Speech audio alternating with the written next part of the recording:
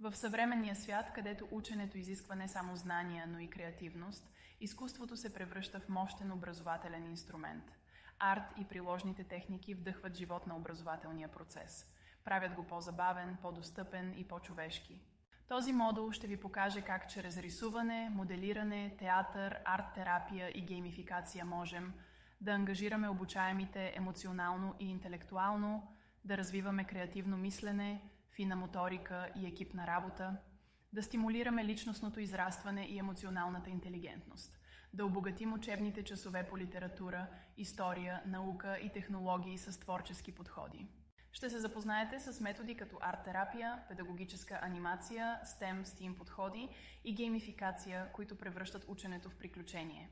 Ще откриете как дори най-сложният урок може да се превърне в история, игра или арт-проект, който вдъхновява. Изкуството не е само красота, то е и път към разбиране, свързване и себеизразяване. Готови ли сте да откриете какво се случва, когато обучението срещне творчеството? Добре дошли в модула Арт и приложни техники за обучение.